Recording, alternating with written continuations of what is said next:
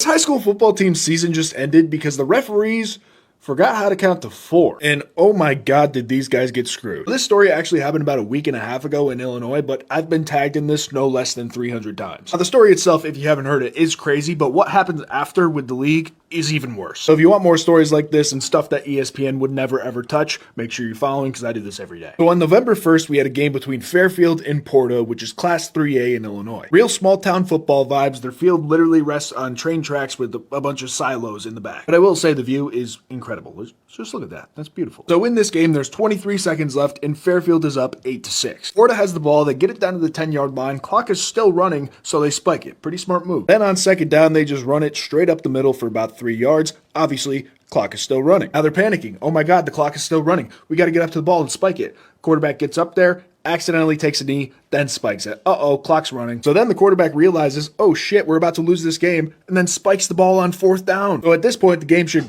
obviously be over, right? Wrong. The refs just forget how to count to 4 and let them kick the game-winning field goal. Look at this. Straight through the upright. So Porta ends up winning a playoff game that they rightfully lost. Then the Illinois governing body comes out and writes this long thing. Pause if you want to read it. I'm just not going to read this all. And long story short, all they say is, sorry guys, deal with it. The refs' calls are final. Nothing we can do. And they're just saying, oh, it was human error. It happens on every level. Sorry. Even though there's undisputed video evidence. And then Porta comes out and says, sorry guys, the refs made the call. We feel so bad about it, but we're moving on to the next round of the playoff, where Porta actually ends up getting annihilated by Williamsville. So would that 5th down really have mattered? Who knows? Tough to say. But if you're the IHSA in this situation, what do? What is the right move? Do you go back and give Fairfield the win, or do you just let it be? Let me know what you would do.